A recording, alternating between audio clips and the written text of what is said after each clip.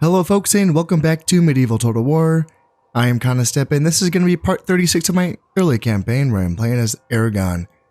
And in the last episode I think I did finish off the siege here in Sardinia and I was able to so there's been a kind of a stressful sort of storyline similar in both of my campaigns right now, my Aragon campaign and my Almohad's campaign. I've been sort of worried about my dynasty, my lineage, and I just finished recording my Almohad's campaign. Good news.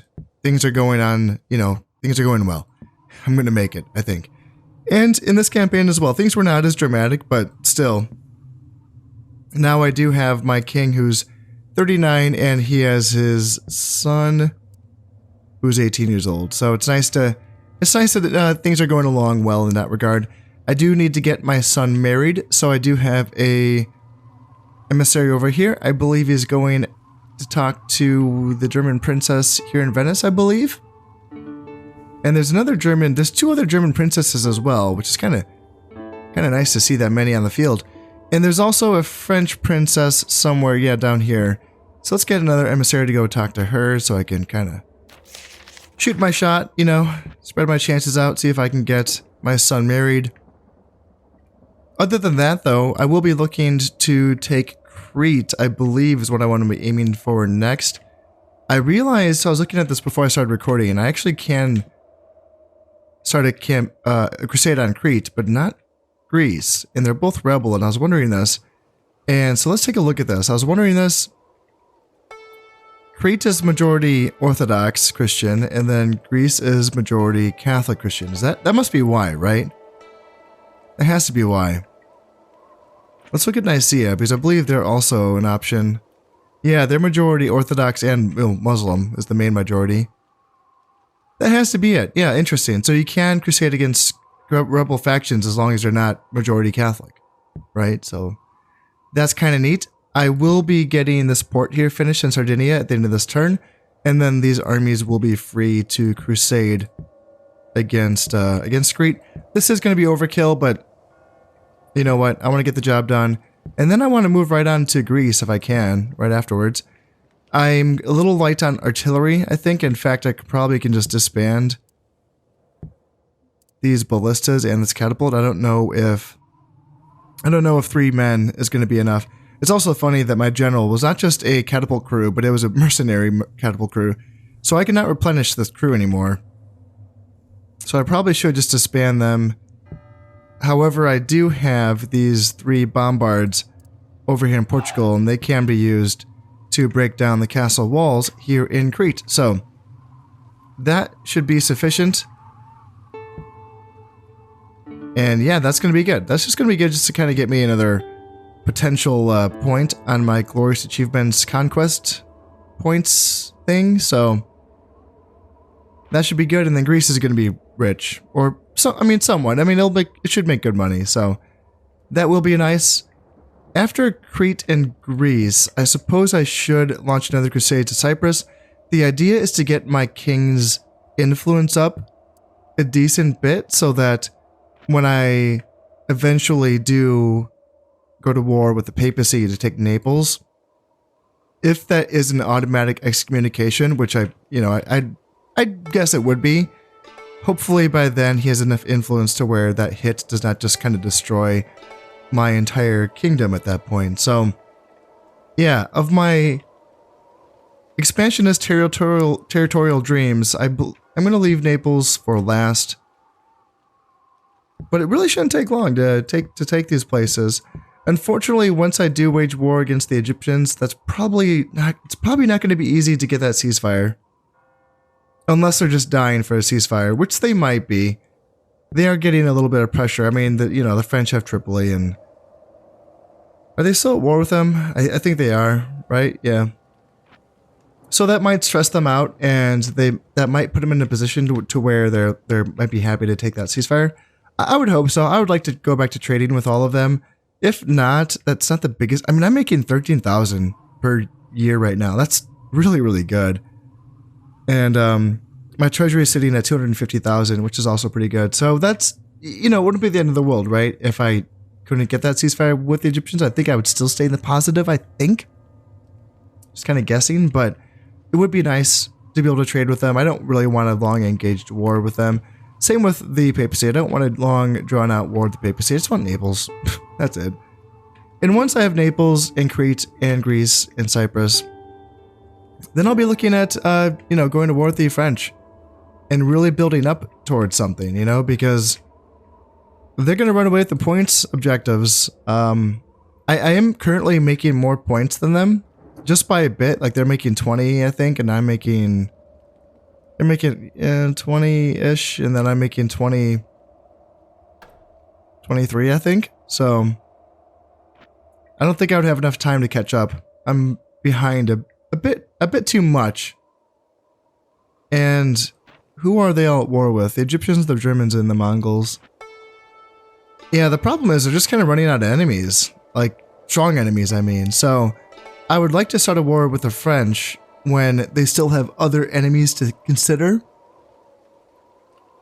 And that would be ideal, because right now, like, they have all of North Africa too. The fact that they border me on the north and the south is kind of stressful. So yeah, let's get going on this. I suppose I can drop that crusade right now. I don't think I need to wait to do this. So let's drop this crusade. And it's going to cost 250 florins to secure the Pope's support for this crusade. So let's do that. And he should accept that next turn. And then this port will be complete. And then I should be able to do my invasion of Crete next turn. It shouldn't take any time at all. So as long as Sardinia and Corsica do not rebel without these forces. Ooh, I should actually get some more money here. Oh, right. And the crusade just pops up already. Man, what a shitty crusade. Just 2 units of Order of Foot Soldiers and then 1 unit of Fanatics, and that's it? No knights? No nothing? Come on. Lame. Is it because my zeal? My zeal's decent, isn't it? 63%? Yeah. Yeah, what the heck? So I don't intend to march this through any piece of territory at all. I just intend to take it straight. Could I go straight there? Yeah, I could. I'm gonna wait. I'm gonna wait until I have some more units to back me up. What do they have here again? Crossbows, and then the Pronoi Legion, and then the peasants. This is a good unit of heavy cav for sure. 2 units of Order of Foot Soldiers could probably beat them, but still, I want my army and I want my artillery to make this easier. Now that my port is finished here in Sardinia, I can bring these forces over to Crete. And look at this, my crusade has grown. I actually kind of surprised. I didn't think they would just kind of grow sitting in my own territory like that. But that's pretty cool. I got some decent units now. Some feudal knights, and yeah, Pavis arbalesters, some regular arbalesters, archers, militia sergeants.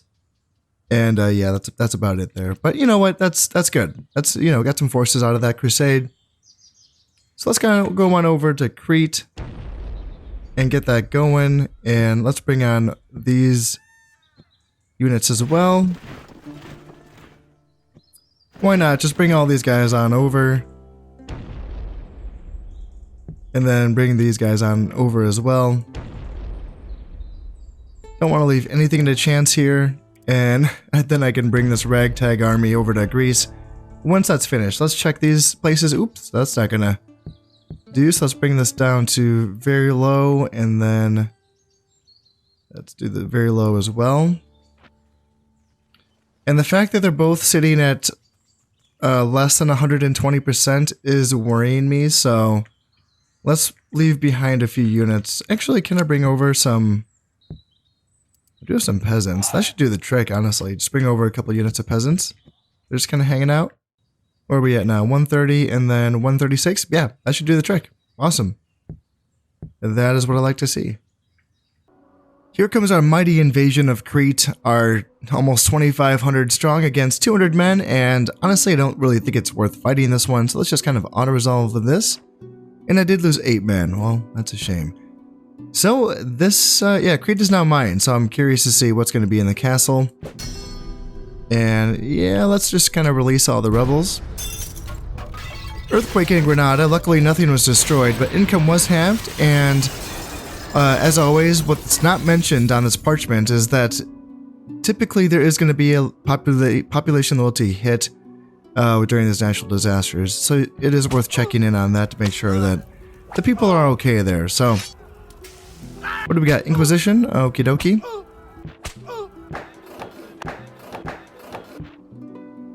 And the Alma heads reappear. Yes, this is what I wanted to see. So, an heir of the last ruling lineage who escaped detection has organized a rebellion in an attempt to reestablish his faction. A number of other rebellions in progress have declared allegiance to his faction, but it's only one province being attacked. That's enough. That's enough. Yeah, that's what I'd like to see. Unfortunately, the Holy Roman Empire has declined my marriage proposal, so hopefully the French will let me marry their daughter. That'd be nice of them. Alright, what do the Alma heads have? Anything cool? A bunch of guns and archers. Okay, well, that's one thing. And a lot more guns and archers. Okie dokie. Wow, all guns and archers. And they have 2 units of Gulam bodyguards. Huh. Okay. I mean,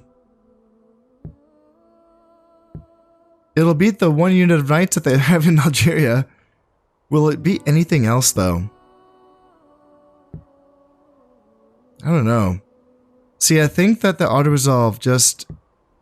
I think it just determines the fight based on the melee capabilities of the units that are involved.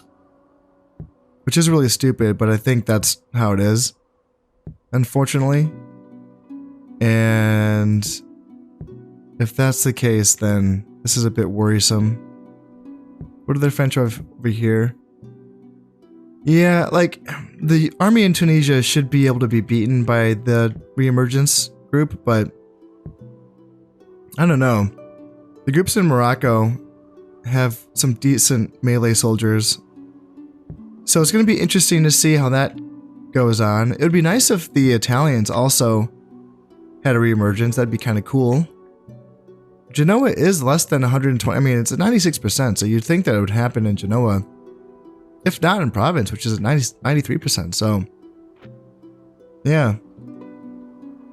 Ooh, yeah, and Jews at 96%? Like, France could be having some issues here. Now it's time to get in there and assault the castle. In Crete, this is Candia Castle, and there's really not much left. 40 peasants, 23 crossbows, and 12 Allegia Pronoi Legion. But it's going to take an extra, 3 turns to starve out, so let's just finish it the good old-fashioned way. I have my bombards, I have my... yeah, it's a decent corps, you know? I have some decent spearmen, some decent swordsmen. And I have a 6-star general, so hopefully that's going to be enough to get the job done here. Gosh, you know what? I don't know if I've actually used a bombard in battle. They're pretty awkward looking, aren't they? I mean, it's kind of cool. You have this big old shield that's kind of meant to keep the crew safe, but yeah, it's completely just kind of locked into this wooden base. It's kind of a cool thing, but I don't know if it's at the bottom of this hill, and I don't know if it can angle up to shoot at that gate. It says it can, so I hope that's right. I hope this hill is not going to stop it, so without further ado... press begin battle. And see, oh, it switches. Oh, look at that. The gate. Okay, cool. So it does have a little arc to it. Yeah, the door opens. It swings open. Oh, that's so cool. Oh, these things are so cool. But my understanding is that they could blow up. So let's hope they don't blow up. Looks like we got, yep, we got some catapult towers coming in. So, yeah, gosh, my army's not in the... Let's try to move them up a little bit without, hopefully not putting them in the range of the arrows. Like there and there, and yeah, it looks like it's doing pretty good damage against the gates and the walls, so... yeah, let's just kind of move my guys up a little bit so that they're in a better formation. They're a little bit spread out. They'll still take casualties. Wow, look at that. Yeah, look at that. Yeah, bombards are doing pretty well. But so are the enemy catapults. Enemy walls are breached. Onward. We got it on this side, and I'm thinking I should turn my attention to this catapult tower here. This is something I should have been doing this entire time. In at the castle gate. Should have been targeting catapult towers and arrow towers before I actually assault the castle. I should have been doing that with my artillery in all of these siege battles that I've been playing. And I'm using my army in loose formation to screen for my artillery pieces, and it looks like they're still taking quite a few casualties. So I don't know. Maybe I should be pulling them back, and I feel like at that point though the catapults are just going to target my artillery. Yeah, one of my guns just exploded, so that's what I get for trying to bite off more than I can chew. So that's a gun that is gone. I'm pretty sure that I'm going to have to, you know, rebuild that. So that's unfortunate. So I guess that's the idea with bombards, right? You can kind of get through the walls and gates, but then at that point you're biting off more than you can chew if you're trying to go after a catapult tower and an arrow tower. We'll keep trying though. We'll see if we can get down a catapult tower here on this side. And what are we going after on this side? Are we both going after the same catapult tower? That might not be the worst idea. Or we could go after this, going after an arrow tower. No, that's okay. Let's combine our fire on this one catapult tower and see if we can take it down. Or I could finish getting through this wall. I completely forgot about this. Yeah, let's get through the wall first. We are through the gate and the wall on this side. So let's put my guys in close formation because it's going to be fighting time here pretty soon. Is there anything right here? There is. There are some peasants right here. And is there anything else on the outer wall, or are we all going to have to go inside? Looks like there's nothing else on the outer wall. So let's just kind of get in here and kill these peasants, so that we can then silence the defenses on this outer wall. Which, okay, so my other gun just exploded. And this one's still going here. But we still haven't gotten through this side of the wall yet, which is unfortunate. Yeah, we are massacring peasants. I'm just going to send my archers right in against the gate and start burning that down. Because yeah, we should be silencing the outer wall defenses as soon as these peasants are killed, but then it's just going to be a constant stream of arrows coming in from these towers on the inside. So let's get inside here. Yeah, enemies walls breach. Okay, thank you very much. Now we can start getting my guys on this side moved up. And my archers can move over and they can start burning down that gate. And in the meantime, I can just put all of my guys back on loose formation, just to take as few casualties as possible, while my archers burn down that inner gate.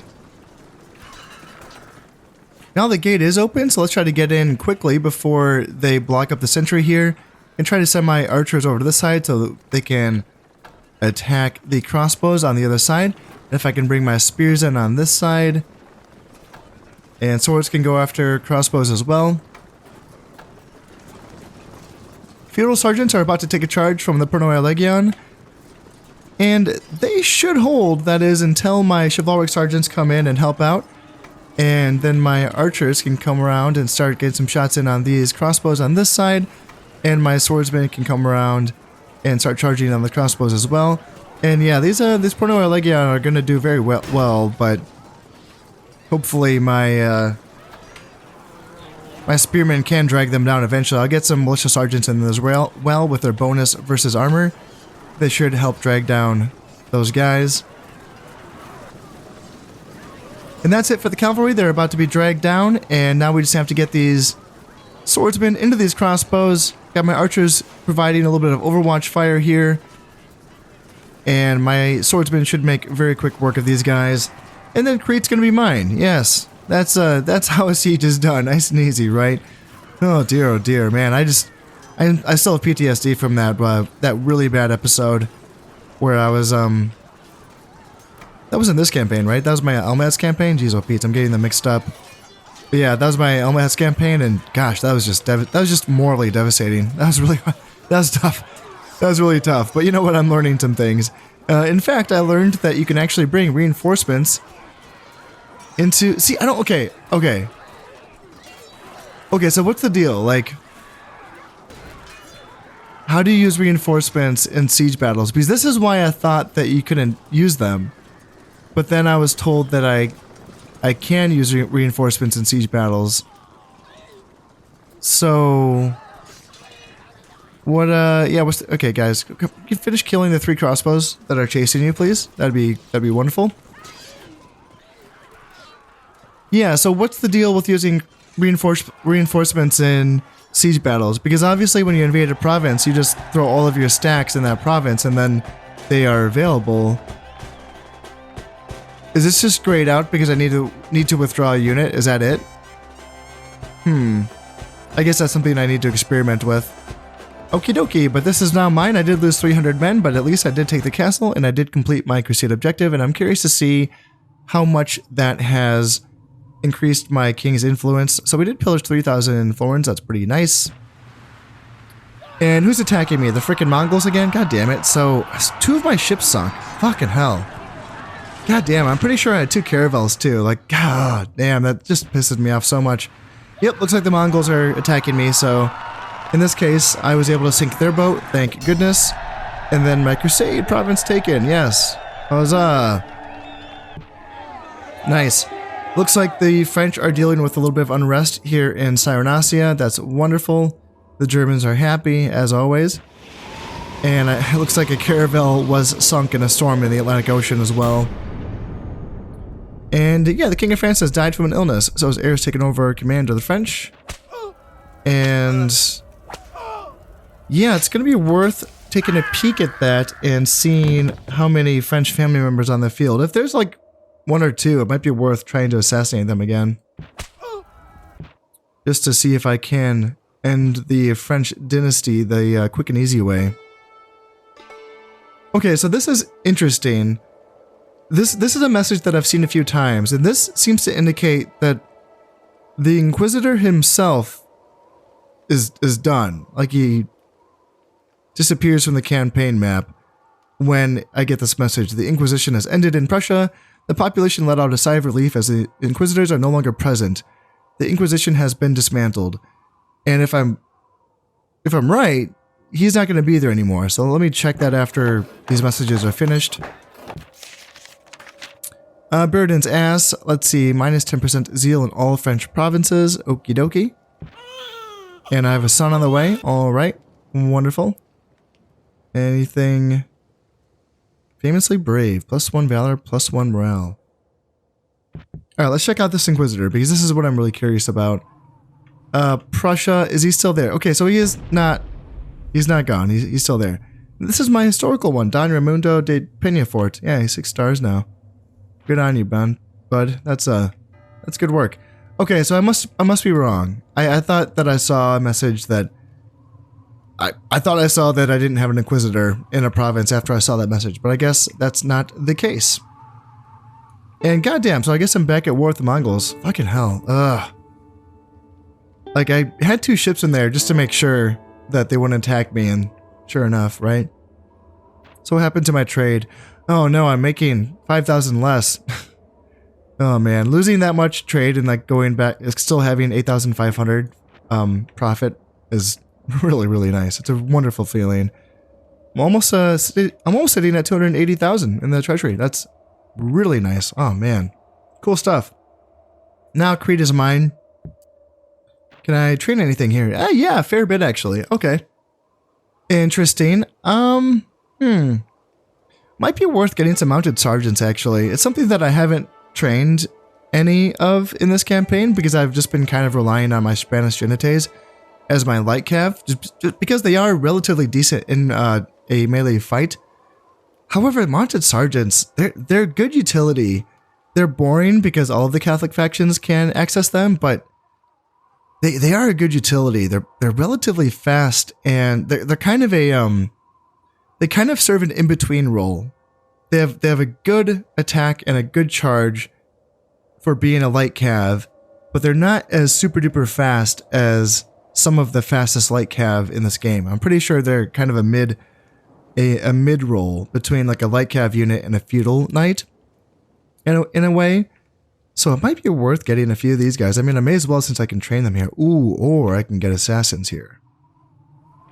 What buildings do they have?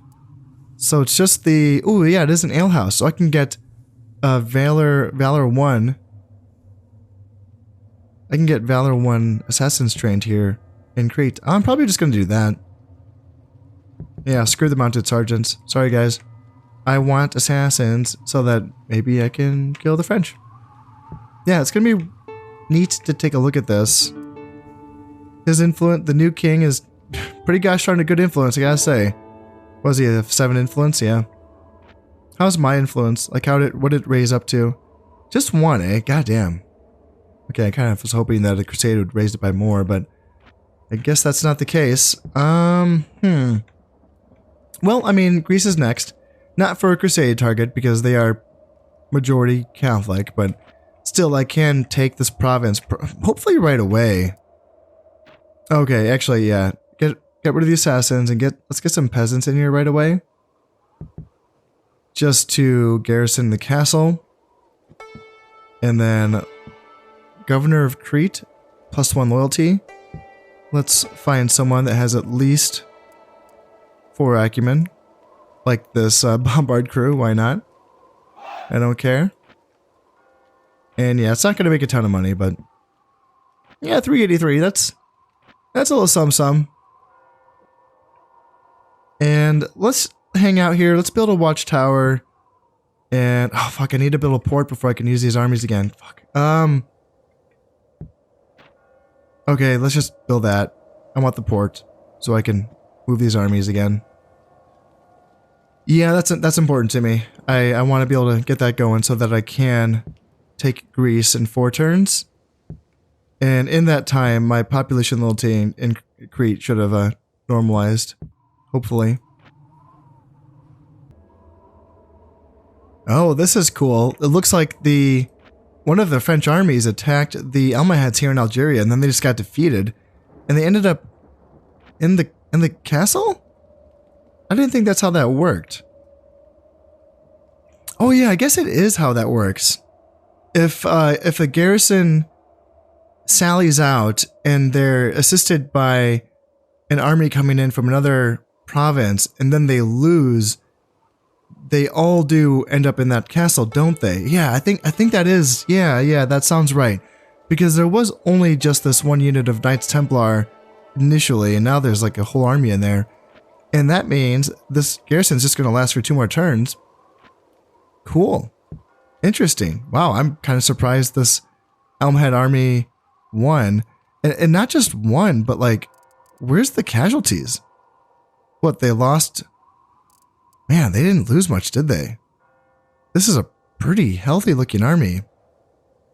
Was I wrong in thinking that the auto-resolve does not take into account ranged capabilities? I thought that was the case, but maybe not. I am seeing only one other heir for the French right now. That doesn't mean that there is only one heir, because there's a few armies that I don't have eyes on, but chances are, I mean, all I'm seeing is Prince Henri. Him and then the king himself here in Flanders. It's worth a shot, especially because Prince Henri is in Anjou and there's no border forts here. It's just a border watchtower. So it's definitely worth bringing over a couple assassins over from Antioch, leaving one of them here to kill bishops because they're just sending a ton of bishops over here to spy on me, and I don't want none of that. So it's worth bringing over a few assassins over to Toulouse first, because there's no border fort in Toulouse, and then up through Anjou and try to kill that heir. And Flanders as well, it's worth a shot. Definitely trying to go after that king. But that is going to be it for this episode. We do have an invasion of Greece to look forward to, as well as a potential assassination of the French lineage themselves. But that is all going to have to wait until next time. As always, I hope you've enjoyed this episode, and thank you very much for watching. This has been Conostep, and I've been playing Medieval Total War. Thank you very much, and goodbye.